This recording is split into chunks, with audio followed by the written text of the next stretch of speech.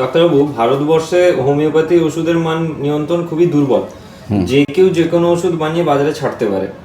এটা কি রোগীদের জন্য কতটা ঝুঁকিপূর্ণ? বা খুব ভালো প্রশ্ন। আমাকে বহু ইন্টারভিউ, এ ধরনের ইন্টারভিউ কেউ করেনি। ভারতবর্ষে যে কেউ বিভিন্ন রকম কোম্পানি আজকে বেরিয়ে যাচ্ছে এবং বেরিয়ে গিয়ে ওরা ওষুধ তৈরি করছে এবং ওষুধ তৈরি করে বাজারে ছেড়ে দিচ্ছে। বাজারে ছেড়ে দেওয়ার জন্য আমরা অনেক সময় ফেলিওর হয়ে যাচ্ছি। এই জন্য সবসময় মহাত্মা হ্যানিম্যানই বলে গেছিলেন যে ওষুধ ব্যবহার করবেন পারফেক্ট এবং ভালো কোম্পানির ওষুধ সব সময় ব্যবহার করবেন। এবং যেহেতু নিজে ব্যবহার করছেন এই জন্য ভালো কোম্পানির ওষুধ ব্যবহার করবেন।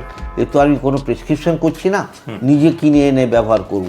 অতএব ভালো কোম্পানির ওষুধ। এবং এটা ঠিকই এই প্রশ্নটা করিস যে অনেক ভুঁইফোর কোম্পানি খুব বাজে বাজে ওষুধ, আর বিশেষ করে এখন এলোপ্যাথিতে হোমিওপ্যাথিতে একটা বাজে জিনিস তৈরি হয়ে গেছে, সেটা হচ্ছে গিয়ে পেটেন্ট জাতীয় ওষুধ। এরকম শিশির মধ্যে ওষুধ তৈরি করে গা হাত ব্যথা, তারা অনেক সময় তারা করে কি, তারাও পয়সার লোভে, যারা কোম্পানি তারা তো আর চিকিৎসক নয়, তারা শিল্পপতি, তারা করে কি স্টেরয়েড মিশিয়ে দেয়, দিয়ে সেই ওষুধগুলো তারা বাজারে ছেড়ে দেয়।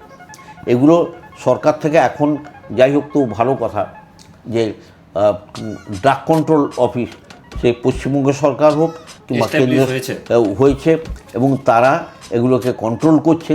আর বিশেষ করে ভুয়ো হোমিওপ্যাথি চিকিৎসক যারা গ্রামে গঞ্জে বসে গেছে তাদের উপর কন্ট্রোল নিয়ে আসছে এবং তাদের যারা প্রকৃতপক্ষে যারা পাস করেনি তারা পাস না করার জন্য হোমিওপ্যাথি হয়তো চিকিৎসা করে যাচ্ছে এবং বাজে ওষুধ ব্যবহার করছে।